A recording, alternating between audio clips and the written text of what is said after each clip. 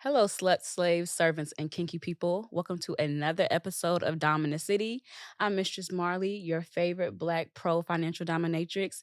And I just want to start off by saying Happy New Year, y'all. It is the new year. It is 2024. Bye bye to 2023 and all her mess is done, is out. But honestly, I had a great 2023. I grew a lot.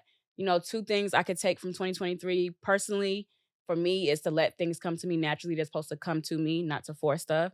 And professionally, just to keep learning. I feel like, people see me in the BDSM industry and the girls that want to learn from me and they're like, oh, she knows it all. I'm gonna go to Mistress Marley. I'm still learning just as much as you are learning as well. So just keep that in mind moving forward. Always be open to learning. I never want to be that person that's like, I know everything. I know how to do all of this. I know how to do all that. Not at all. One of the things I learned how to do in 2023 that I was happy about, I learned how to do fire play. And to be honest, when I first started out, I was like, I'm not playing with no fire. I'm not about to do all this. Like, I ain't about to burn nothing up. My weaves, my frontals and stuff. It's not going to get close to that. But I did it and it was fun. All right. So, y'all, I'm very excited about this guest today. But before I introduce them, I'm going to start off with the kinky word of the day. And today's kinky word is Adult Baby Diaper Lover, or for short, ABDL. So I'm going to read y'all the professional definition from Google, and then our guest is going to really let us know what it's about, all right? So Google says Adult Baby and Diaper Lover, often abbreviated to ABDL, is a group of people who enjoy role playing as infants or toddlers. This can involve wearing diapers, drinking from baby bottles, and engaging in other activities that simulate being a young child. Some people who identify as ABDL do so because they enjoy diaper loving, which is a term used to describe adults who enjoy wearing diapers and behaving like babies. For some people, this involves complete role playing, while others may simply enjoy the feel of diapers and the associated humiliation or submission. All right. So that's the Google definition. I have to try to get both sides of the definition. But I am very, very pleased to introduce my guest today. Okay. So on Instagram, he goes by Pup Kenzo, but I'm going to let you do your introduction. Let us know. Hey everyone, I'm Kenzo. You know where to find me. Okay. My pronouns are he, they. I've been in the leather lifestyle for over 5 years now. I've been in ABDL for over a decade now. And I've been in the pet play community now for almost 10 years now. I do kink parties in New York City and all across the country. I am your former Mr. New York City Eagle 2022. Period. Okay. And I am that girl. Yeah. I All be right. outside. You know what it is. We all be outside. So you also pointed out pet play, that you're Mhm. into pet play. And I love pet play as well. Um, Pet play for me, I think, was one of my first kinks that I really started practicing more of, aside from like foot worship and foot fetish. Cause I feel like Mhm. that's the entry level for a lot of the girls. It's like, Mhm. it's easy, you're getting your foot rubbed, you like some foot worship and stuff like that. But then once I got into pet play, I was like, oh, okay, I like this. Yeah. Yeah. I got into pet play because I was already kinky. Like ABDL has been something that I knew I was into Mm-hmm. since I was a kid. Mm-hmm. But once I got into pet play, a friend of mine introduced me by putting on his hood, and he was like, "Oh, you need to try Kenzo. You need to try on this hood." And I was like, "Nah, I'm not gonna damn try on this damn hood. What the hell is this?" Mm-hmm. And so I tried on this hood, and all of a sudden, my whole entire body and demeanor just changed. We was on the floor moshing out, and Mm-hmm. I was like, "Oh shit, I'm into this." Mm-hmm.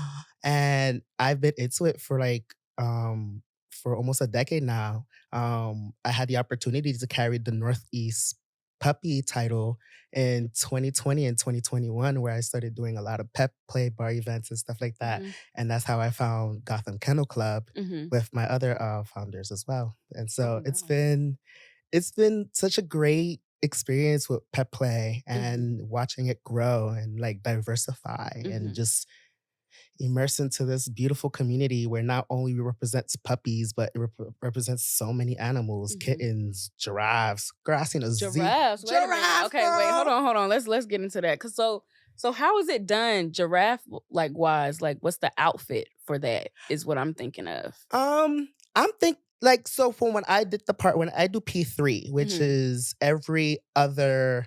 There's one actually coming up and just what's that date is the 27th. I mhm, think so.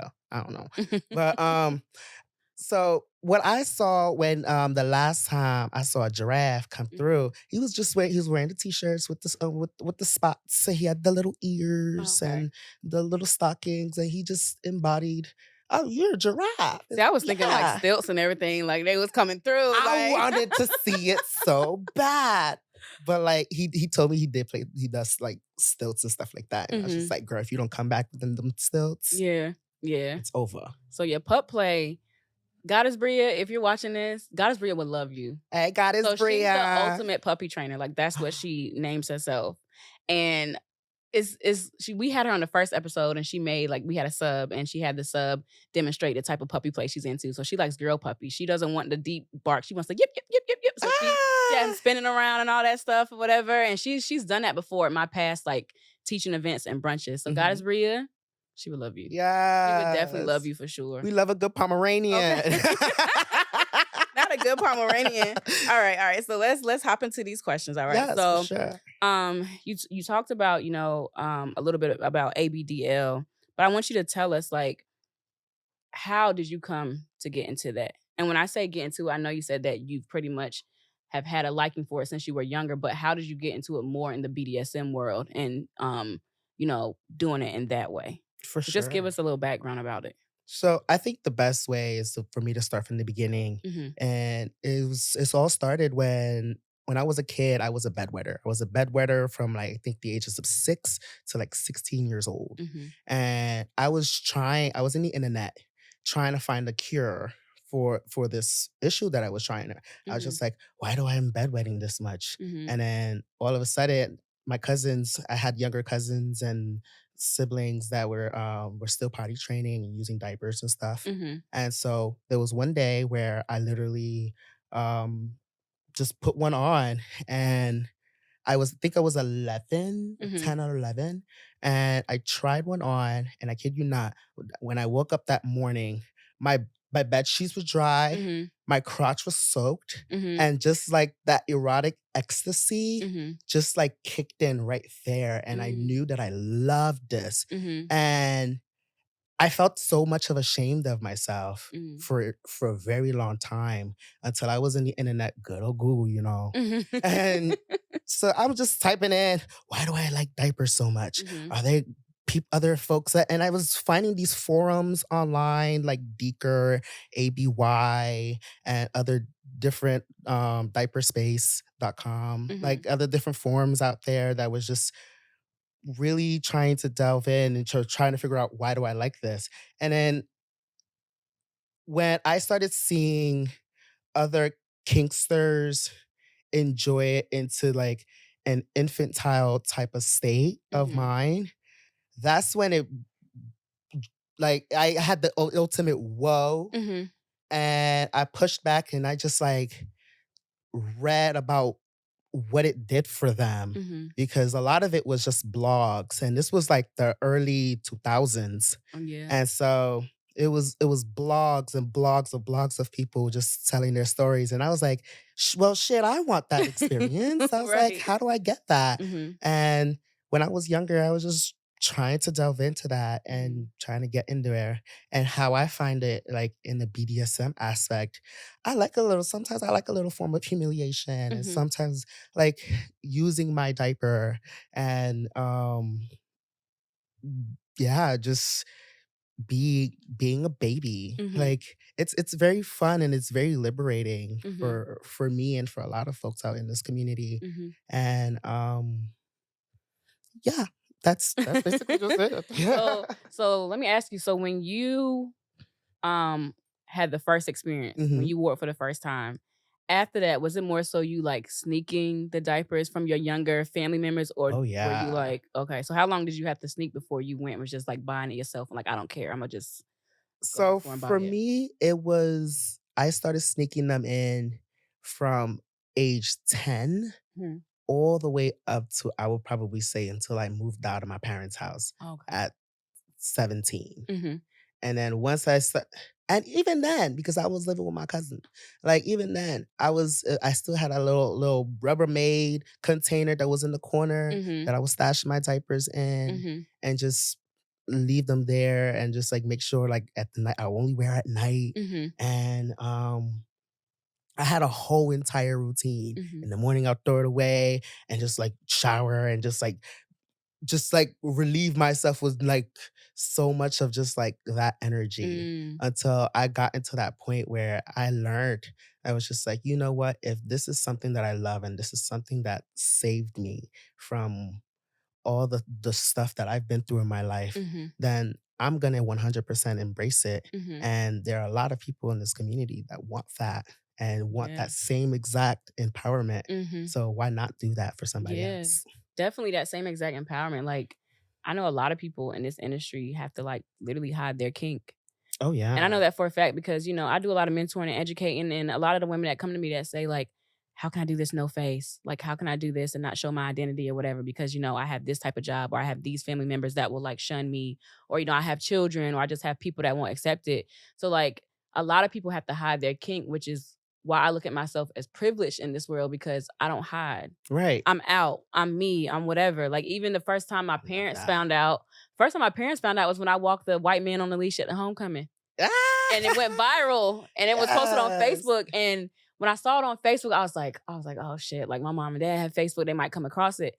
And next thing you know, I turn around, my mom is reposting it on her page. And she's just like, look what my Yes. daughter did. I'm like, yo, but I see my privilege in that because a lot of people don't have that. A Right. lot of people like coming out about their kink could be between them having a place to stay or not having a place to stay anymore, Mm. or losing their job or losing their income or whatever. So like even hearing you say like you had to hide it and stuff like that is that people have to realize that that's something that's common. A lot of us just have to hide, Yeah. and being able to be empowered is like is big. And It's especially big. being a Black person and being empowered, and especially in this kink, Mhm. it's for a lot at one point in starting in my ABDL journey, Mhm. there I could name literally 4 of us that was in the scene. Mhm. And now in entering 2024, Mhm. like we're at a time where I could see over a dozen of us Mhm. inside of a room. Like we go to conventions and like we have like our own room parties, Mhm. and the white people call us racist, but anyway,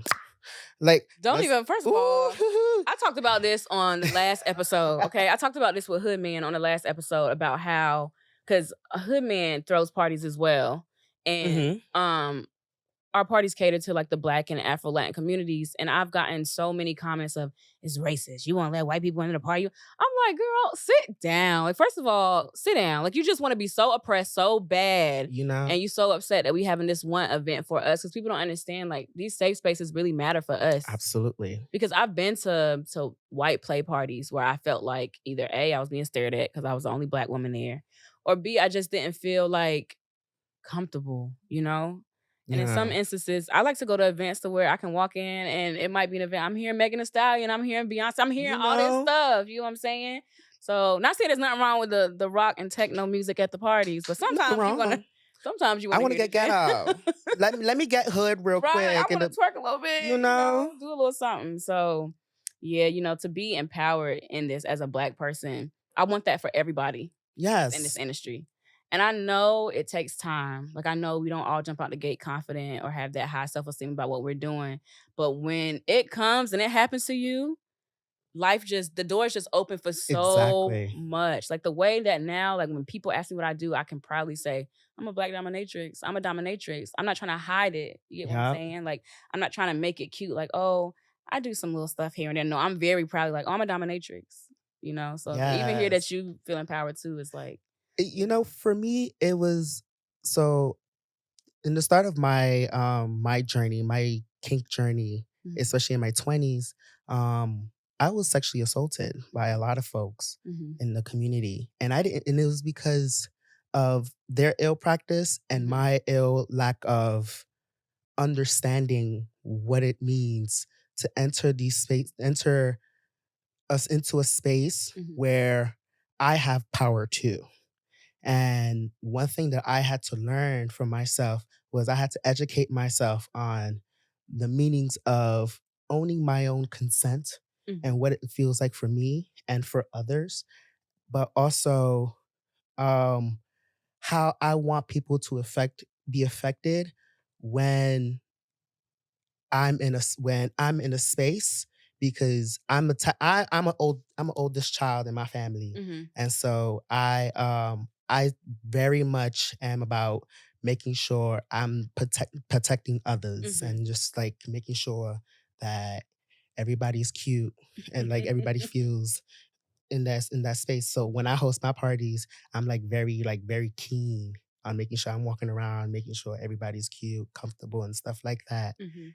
And you know, it's been such an amazing journey because I've learned how to be the person that I always wanted to be Mm. rather than the person that it was someone else was destined for me to be. Mhm. And it was from me being ABDL, me being out there showing out my true self and Mhm. my blackness, my authenticity. Mhm. Because baby, we could all read fake from a mile Oh, away. yeah. Oh, But yeah. there are not a lot of folks out here that are well educated and versed. And so on their authenticity, on their look at me, I can't talk. On their It's the wine, authenticity, y'all, you son. know, some good ones too. Ooh, some cute. But not a lot of people are versed in that. So Mhm. when it comes to being in a space and empowerment, and especially in the scene, I always want to make sure that people know you can always come into a space with your full authenticity Mhm. and that this kink, and not only this kink, but all kinks and fetishes and people that enter in our lifestyle Mhm. should be able to come in with open arms into the safe space, feeling like they can let go and be them true selves. Yeah. And Yeah. that's what we should always empower other folks to do. And I love you Oh my gosh. deeply down that you stay doing that for Mhm. everybody here. Yeah. Thank Girl, you. she was on Playboy, y'all. Okay, I All right. was. Spreading Period. the message. But Ah. but so okay, so you talk about your parties, right? Mhm. So this is a two-part question. So what made you want to start throwing parties? And the second part is what's the craziest thing that's ever happened at a party? Ooh. And maybe not necessarily crazy, but just something where you was like, okay, what's going on? Yeah. Okay. So what made me started wanting to throw these parties was I wanted to make sure that if people see a face within this community or if people want to have a space to be themselves, they have it. Mhm. And being Mr. Eagle NYC, um, I had the opportunity to host different events at different locations and different spaces. Mhm. And my main thing was, especially for the ABDL community and the pet play community, it was just like if we can have a space where we can just be 100% ourselves, Mhm. then if I have the platform, then for fuck sure I'm gonna be the one to step up and just be like, hey, let let me let me do this Mhm. because it took me to I was never this bold out and bodacious as Mhm. I am. Mhm. Like I was never this cunt queen. But it took to the very point of just understanding that in order for me to let go, I needed to be in an environment where I feel comfortable and free to let go. Mhm. And so I made it my sole purpose to make sure if I had that opportunity to help that someone else to do it, then I could provide that by providing a space for somebody else to be. Mhm. And with a lot of the ABDL parties, pet play parties, even the Onyx parties that we do, Mhm. we attract com combined probably over 70 to 90 people Oof. depending on the event. Yeah. Mm. Yeah. That's a lot of kinky people in one It's space. it's kind. It gets a real kind. I love it. Yeah, sometimes you got and also too, like, you have to curate these spaces for yourself. Mhm. Like, a lot of the girls I teach, they just like, I live in a small town and there's no events out here. I'm like, sometimes you gotta be that person to make the event. You You gotta you know? gotta step up. That's what I did. Like, I definitely curated the vibes I wanted to see because, even before I got into this real deep, I started out, I was a hostess at swinger clubs in the city, just serving champagne, checking people in. And it was white clubs and it was Yeah. white older people, like 60 and up. And I would just walk around like, we need this. I was like, we need this for people that look like me, that's a little younger. And so I created that vibe, and from there it just kept going and going and going because there's been so many events that me and my homegirls have gone to, kink events, and we're just like, this need to be done this way. Like if it was Yeah. done that way, and because like you go sometimes, I've been to events where people are just awkwardly sitting around, nobody's interacting with each other. I'm like, yeah, this needs to be different. So that's why I made it my goal to like make the goddess brunches, like somewhere Yes. because a lot of black women are coming into their dominance. I've learned that a lot of the black women I teach, when I ask for their background, they say, "Oh, I've always been submissive, and, I want to be, dominant and stuff like that." But they feel like they don't have a party to go to where they can be dominant. So that's why I Right. throw the goddess brunches where it's all about us. The subs are there serving us. We're eating brunch. We're enjoying our mimosas. We're whatever, like just using the boys, whatever we want to do, whatever. And that's why these spaces are important. Yeah. So I appreciate you for like just creating spaces. We need more people like us to just keep planting them seeds. Like, Amen. yeah, for Thank sure. you. Yeah. I give a big service and shout out to the King Collective, like because they helped me when I was in my lowest Mhm. to not only by providing me with a space, but also showing me that I could with through it. Excuse No, we me, getting toilet. through I know it. with with everything that I have been through in my life, Mhm. I can still own my own and Mhm. I can still win and be the valor that I need to be in my life and for others Mhm. that need that space. We there I've been to play parties where literally not only people broke down, but people like literally broke out of their whole entire shell Mhm. right there and then. And I've been to play parties where people just got fucking drunk and just start beating up bottles. And it's just like that was the question. I'm like, Yeah. wow, okay. Like, all right, we're not doing that here. Yeah, yeah. But it's the importance is just like there is a space for us. Mhm. And if we can't have a space for us, then it's not what's the point, but where can we congregate to where There's we no can outlet. freely Yeah. to be There's no ourselves? outlet because sometimes too, like life be lifing. We need those You know, outlets. We need those outlets, like for real. it's For insane. real. All right. So you talked about like you're into a little bit of humiliation, right? Hmm. So tell me what that looks like for you, humiliation for you, because anyone that knows me and follows me knows I love to humiliate. He, That's he, my thing. he. But what does humiliation look like for you? Because I know it looks differently for different people. And a lot of the feedback I've gotten before just from talking to people, you don't really find a lot of black men that are into being humiliated. True.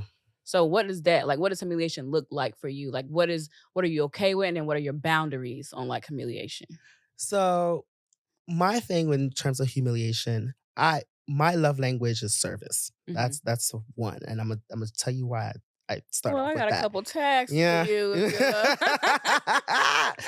So with my love language being service, the Mhm. way I love to be humiliated in the aspect is do the dishes. Like my mom was one of the strongest black women. All the black women in my family are the strongest Mhm. black women in my family. But my mom particularly, I'm definitely very biased. Mhm. Like because of course, Yeah. she was one of the strongest black women I know. And we had to do a lot of chores in our house, a lot, to the point where if our house was not spanning clean, like we would spend like 4 to 8 hours cleaning Mm. what's already clean. And I do that on a regular, Mhm. but I would go to like my friend would be like, "Oh, Kenzie, can you do me can you do me a favor?" I said, "No, bitch. Just tell me." Like sometimes, like, "No, bitch. Let me be your sub real quick." Like, Mhm. bitch, just tell me. It's like, Yeah. "Oh, Kenzo, wash the dishes." All right, I'll be there washing Well, dishes. I got a couple dishes at the crib right now. If you trying to, Ah! I'm laughing, but also I'm serious. Yeah. Listen.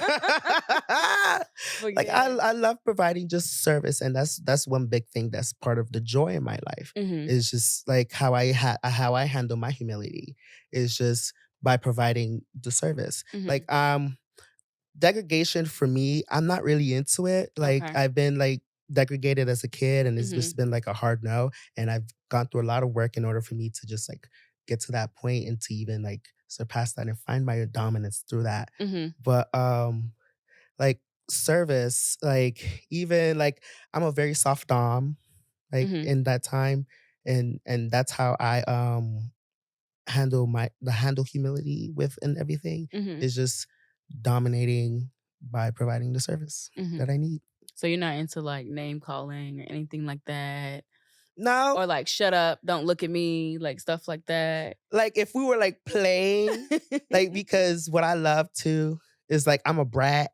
Oh. Let me say, I always tell people this, I say it on here, I say it at parties, I say it everywhere.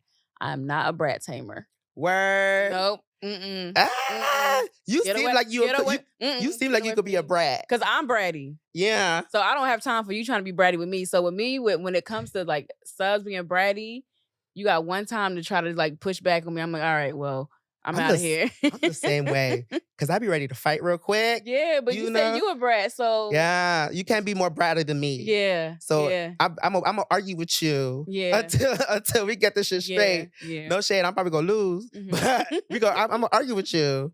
So the reason why I asked about the humiliation is because so my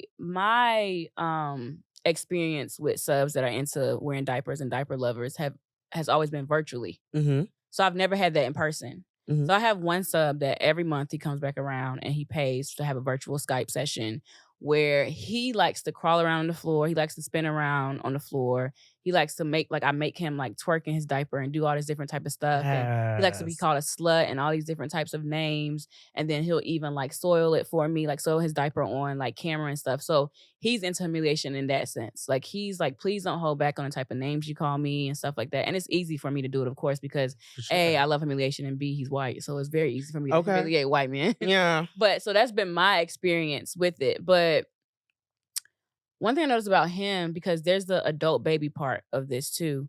One thing I noticed with him is that he's not really into like me telling him to suck his thumb or act like a baby. I think he just Mm. likes the diaper loving part. But that's something I had to learn with him as we went along.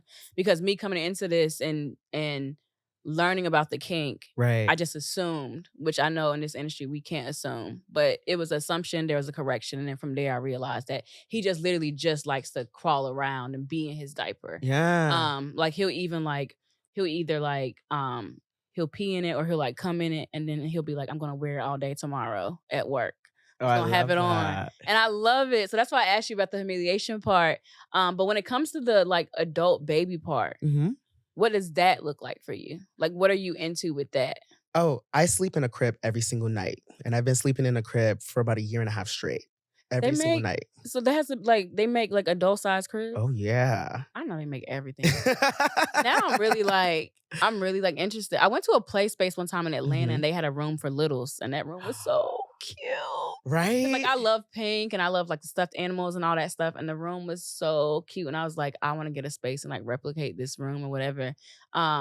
But I think a lot of people in the community, especially the black side of the kink community, Mhm. this is something we don't really talk about. Yeah, Yeah. this is something that's taboo and people will never Yeah. like, but I think it's also because they associate it because for a lot of things for when I started, like I said, there was like 5 of us in this Mhm. community, and now they're blowing up. Mhm. Um, I've always associated it with whiteness, Mhm. and I had to learn how to, like, regain the strength of just my blackness when what did it look like for it to be in this kink community, Mhm. and which empowered a lot like we talked about, we empowered a lot of people. Mhm. ABDL is a whole entire giant spectrum, which I Mhm. love because you get the adult baby side where people are 100% engulfed and want to be nurtured Mhm. and want to be cared for Mhm. and want to have that intimate moment with mommy or daddy Mhm. or zaddy. Mhm. Um, and they love their diapers. They love being in the nursery. They have millions of stuffies, which I do Mhm. too. Mhm. And then you have your DLs, your diaper Mhm. lovers, which is little bit more sexual, Mhm. and they want that humiliated gratification. And it's a giant spectrum. So you could be DL at 30% and then the other percentage be AB or the other way. And it's no way to be it, but just to be it. And it's also accessibility too. Mhm. A lot of us black folks were not necessarily it was not necessarily accessible for us to be Mhm. ABDL because we didn't have websites that catered to us until like very now where there's like I can name up 10 out of the top of my head right now. Mhm. So Mhm. it's a diverse community, which I'm loving, and loving seeing. Like, for example, like I said, we carry like 60 to 90 people, depending on the event, Mhm. and it's just to watch them like go Mhm. and just be free. Like, to come out from a space like you're working every single day, and just to come into a space where you could just like put your pacifier and just put alcohol in your bottle and just suck it all That's the day. one for me. Wait, I might have to get into that. You I know? might And just like suck it all day and just Yeah. like relax and just Yeah. be free in your environment and just Mhm. be in a space and in a time where you don't have to worry about your rent, your bills, your light bill, all of this Mhm. stuff. You could just let go Mhm. and just be free. It's wonderful just to like have that, Yeah. and um hope we create more. Yes. Yeah. Have you ever been in a space though where you've been kink shamed? Oh, Or totally. so tell us a little bit about that. Like So I've been in the space where I've been.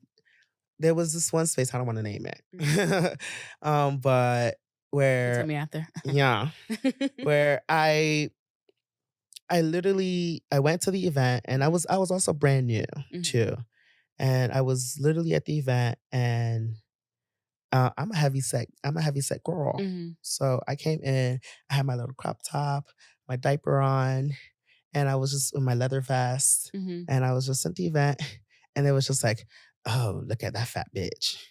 And I turned around. This was at a kink event or a regular? This was at a kink event. Wow. Yeah.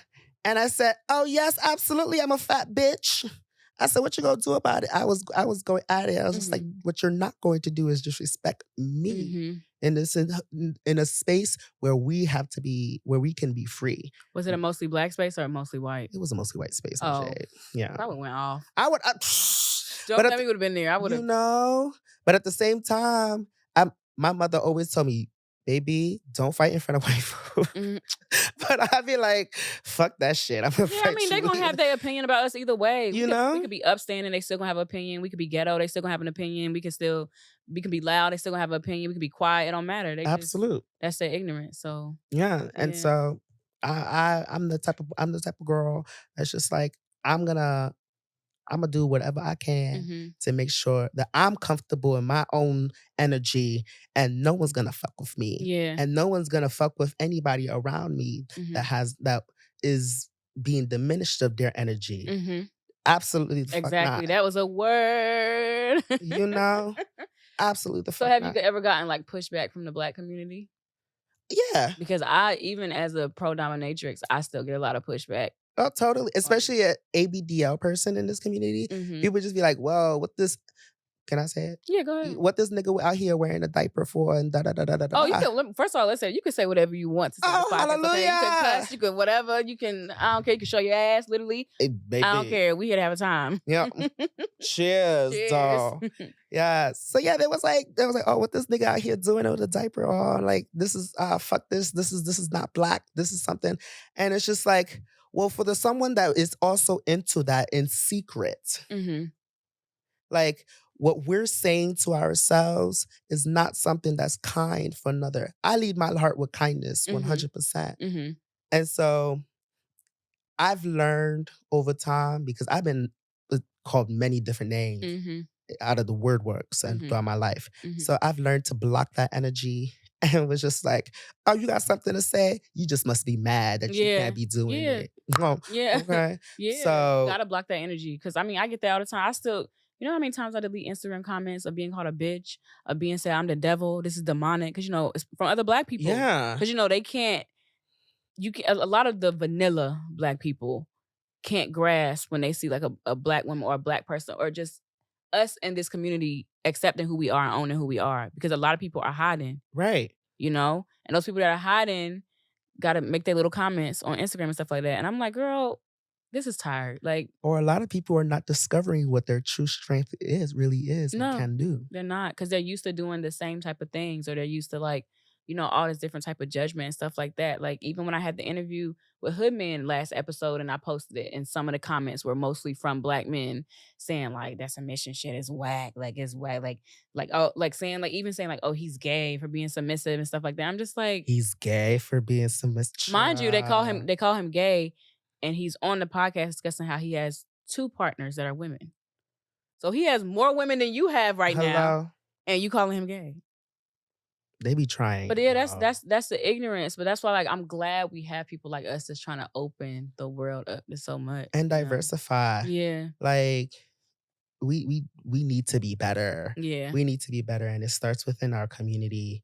And as we're doing, we're educating the folks who do not understand to dwell into a better mindset and entering what it is, like removing the factor of Yeah. kink and making sure it's much more a much more taste aid Yeah. for somebody to like come in and just learn and educate. You may not be into it, but what you're not going to come over here and do is just shame us for Yeah. it. Absolutely the No fuck shame. not. At least try to hear about it and learn more about it, right? Exactly. So, since we're talking about education, you're a kink educator. Yes, I am. So tell the people what you teach and why it's important to you to teach that. I teach a plethora of kinks, like understanding ABDL. I teach fire play. I teach impact play. I teach rope play. And I also host Kinkopedia with Mistress Mitten. And what we do is we allow other kink facilitators or kinksters to come into the class and teach. Mm-hmm. In the leather scene, a lot of the kink educators died out in the AIDS epidemic. So it's very important that we continuously educate the new masses that want to enter into the kink scene to enter into the kink scene appropriately with consent and understanding the safeties that you're entering once you're entering a space involving kink and BDSM.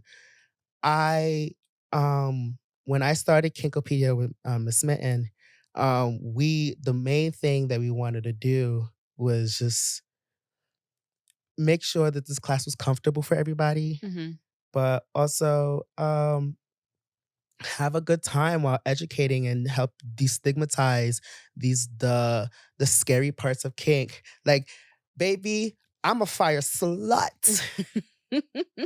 I perform it, and I love having it done on me. And one thing that I love about fire play, when I first saw that shit, ooh, I was like, ain't no way in hell. Same. I was like y'all touching me with that shit. I was like, no. I was like, it takes one wrong move and everything I'm done. Literally. I'm burnt. Like, I'm gone. But when the right person did it to me and I got a better understanding and I was a little bit much more less ignorant and more educated about it, I was like, let me take a class and learn how to do it myself. And when I tell you that class, it was a 3-day workshop, but that class literally changed my whole entire perspective on how I visualize kink. Who did you take it with? I took it with Shermie. I did too. I took it with Bruce and Shermie. Yes. So that's why I was like, when you said 3-day workshop, I was like, oh, I know. So I took mine with Goddess Rue in, what was this? This was in August. Really? We took it. Yeah. And we learned how to blow fire. We learned everything. We did little tricks. And a good thing about Bruce and Shermie, I have to get them up here. Yes. The good thing about Bruce and Shermie is that, so they're older. But the way they teach their knowledge is fun. Yeah. I don't feel like I'm sitting serious. there. I don't feel like I'm just sitting there like and it's dragging on. And you can tell that they really love this community so much that that's their service to the community. Period. Because they didn't charge me. I mean, they don't even charge you really for it like that. Yeah, and and Shermie is very serious about it. Yeah, very much like, so. They can play around, but he's very serious about making sure that you know the biggest thing he taught was knowing how to communicate with your bottom Right. when it comes to doing this. Like, it's not like you just dip it in there and you just start going out. Like, no, you have that conversation with them, and because they have to trust you, especially with Amen. fire. Yeah, and Yeah. understanding that it's a risk awareness consensual kink. Exactly. And that when you're performing this or you're engulfed and or you're in the bottom of this kink, you Mhm. have to understand in both aspects. One, the risk that you're gonna do, the risks and the awareness of how this person's going to do it, and every aspect. That's why I live for negotiation. Yeah, I live yeah, for good. I would sit there and talk to you for 30 minutes before I touch exactly. any toy on your back. Mhm.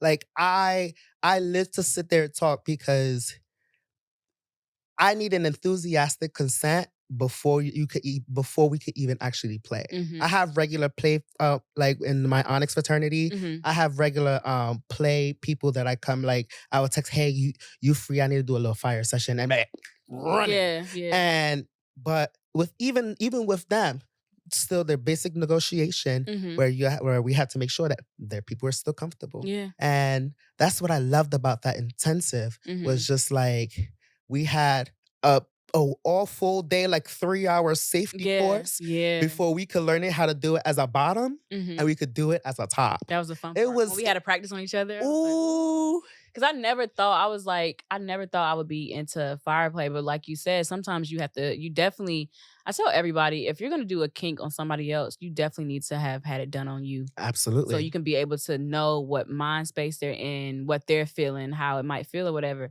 So the first time I ever got fire play done on me was from a Dom named Sir Marvelous. Mm. And it felt so good. I was like, I was scared of this. I'm like, it feels like a good little hot stone massage. Like, it feel good. Like, Yes. I wasn't scared. So then when it was done on me, I was like, I need to learn. I want to learn how to do this because I want to do it on other people. And Yeah. it's like the care that you really take into doing fire play because outside of the king thing and the fun stuff we like about it, I mean, everybody knows fire is serious. Right. So you really have to take every step seriously because one mess up could be the difference between you hurting somebody or lighting the whole place on fire and Exactly. shutting the whole party down and killing people. Absolutely. So that's crazy that you took that class with him. Yes. I was like, I think I know Uh, who you gonna say it was all one that. of the best classes Yeah. I've ever like one of the best classes I've took as like starting into my King's experience to the point where I go like for example in Cleveland Mhm. there's a how do you call it? There's a workshop called Claw Mhm. where it's a full weekend convention where it's basically educational based Mhm. where it's in Cleveland, and you go in. They teach you different kinks throughout the whole entire weekend. Mhm. There's different professors from all over the world, Mhm. and it's absolutely amazing. So if you ever get a chance to go, please Mhm. do. But it's the minute they had a fire play class, I was running. I was running because I love Shermie and Bruce down, but Mhm. I also wanted to hear somebody else's perspective Yeah. on like Yeah. what did they have. And I've learned so much about this play that it was the one that sold it into my dominance for Mhm. me. Now I'm a fire slut. Like So what year did you take the fire play class with Shermie?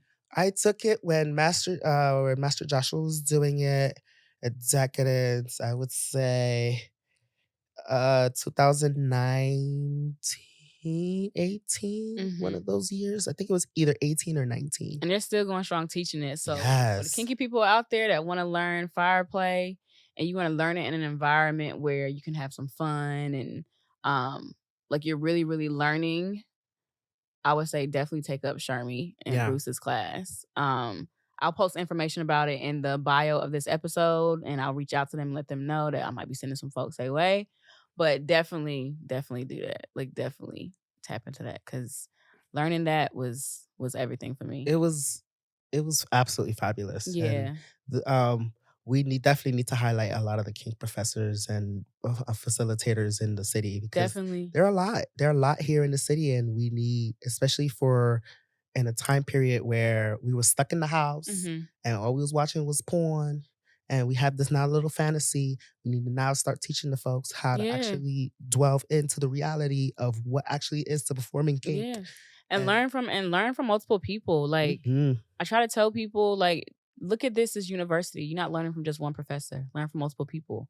So even when the girls that's in my group I teach, when they ask me about something, if I don't know, I'm gonna refer them to another educator that will know about it. Because Amen. I never want to be that person that's like, well, I don't know, but I don't want nobody else to.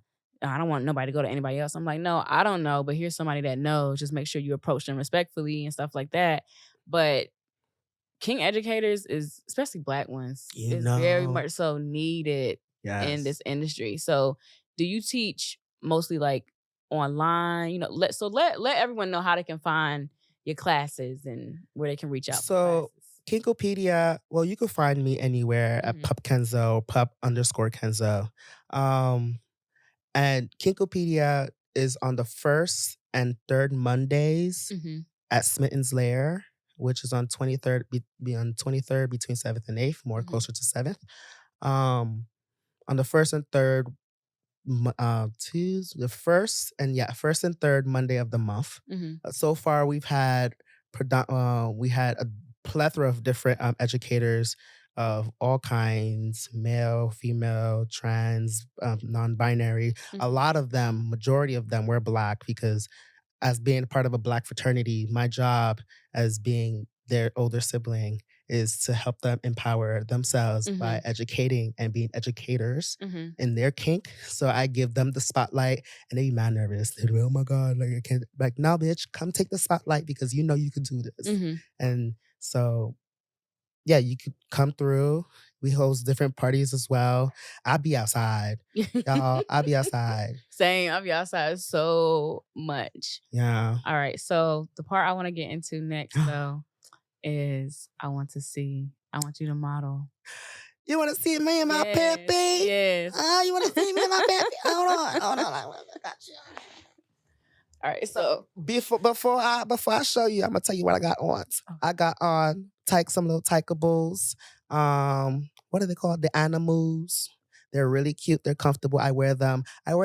So for a lot of people who know, I'm diapered more majority 85% of the time mhm. for the last like 3 years. Mhm. And I have the animals on. We want to see. A little wet, you know, but you know. All right. So, Pup Kenzo is serving diaper couture. No. Okay. Give us some little angles.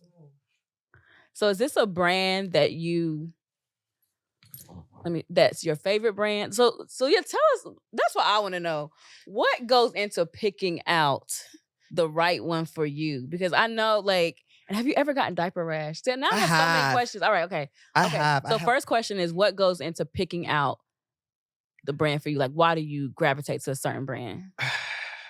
I'm a bougie bitch. Mhm. So like it depends. Like there's, for example, I'm gonna name some like for people who know Bambinos, Tykaboos, ABU, I know North none of these. Shores. There's so many out there. I Mhm. remember when we first started, it was either medical diapers or Mhm. like ABU or Mhm. Bambinos. Mhm. Then Tykaboos came up and then more and more and more and more and more started to come out. Mhm. Um how do I go about picking? I first start by counting how many I have in my stash. Mhm. And be like, all right, if I have less of this, Mhm. then I'm gonna do more of what I got more of. Mhm. So I'm very, very particular on like how Mhm. I pick my stuff. And then I'd be like, all right, let me order some more or have my little friend, Mhm. my little sugar friend. Period. Hey, buy me a little case of three. Mhm. And then whatever I have, I have.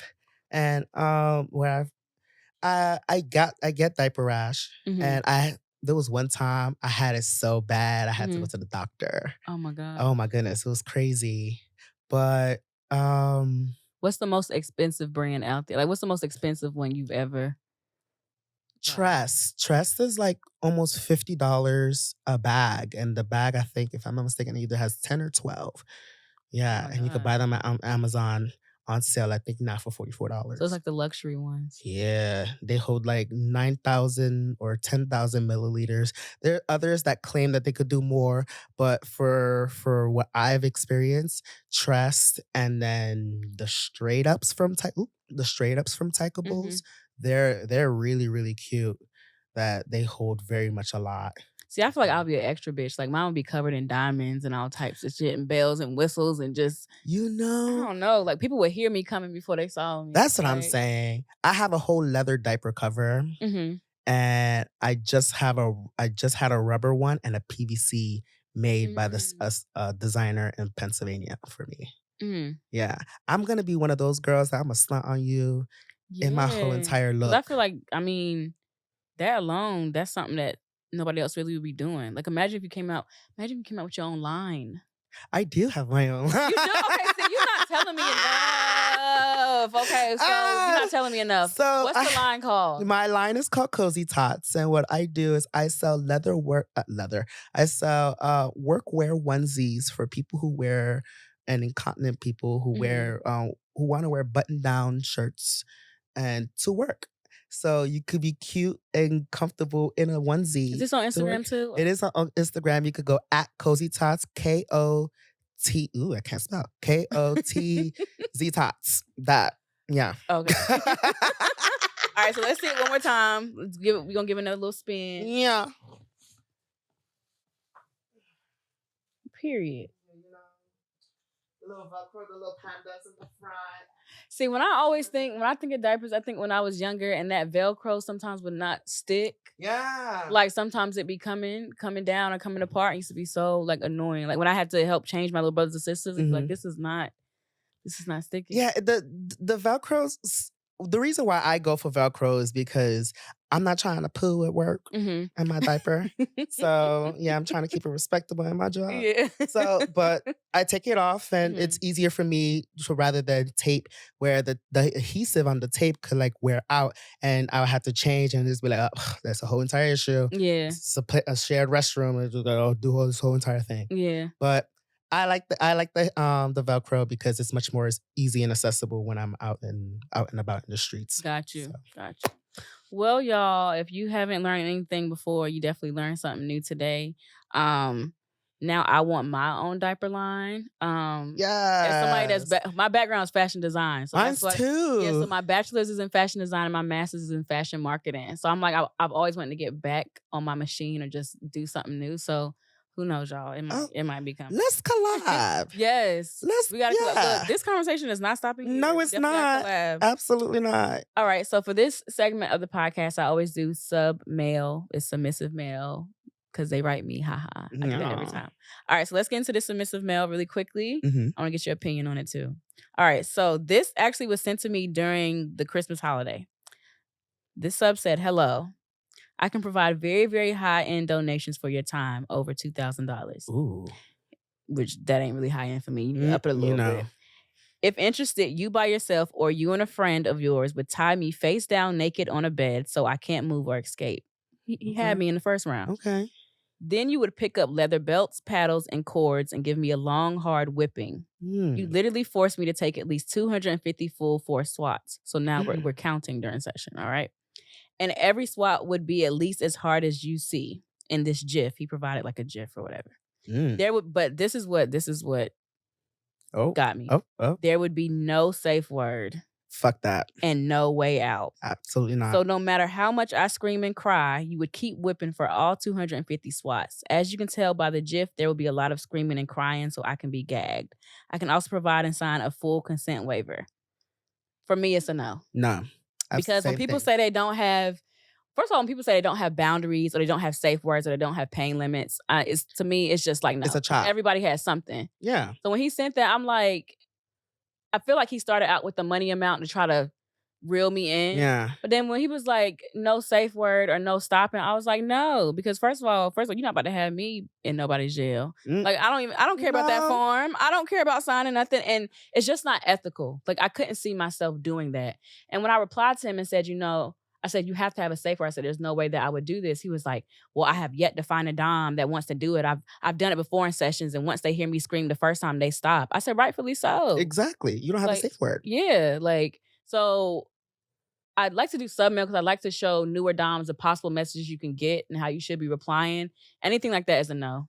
I don't care how much money they're offering you. And I know that's easier said than done. I know some of us are in this work, sex work for survival work, and we might see an amount. We might be like, oh, I need that for rent, whatever.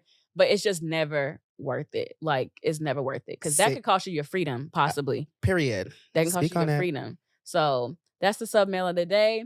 We're gonna close the podcast out. Let everybody know where they can find you, your pages, whether it's Instagram, Twitter, FetLife, all that good stuff. Pretty much just promote yourself right now. Go in. So you can find me on Instagram at Pup Kenzo. You can find me on Twitter at Pup Kenzo. FetLife, Pup underscore Kenzo. Um, yeah, you And can if find me people want to everywhere. learn from you, how should they reach out? And what ways do you like to be Oh, contacted? reach out to me any way you can. Be nice because I'll read you the filth. Okay, I'll read you. All right, y'all. Once again, Happy New Year. You can find me on Instagram. I'm House of Marley, HAUS of Marley. You can also follow me on patreon.com/sexcademy to learn from me. You can find this podcast wherever you get your podcast. The full video will be up on YouTube. And with that being said, we are out of here. Period.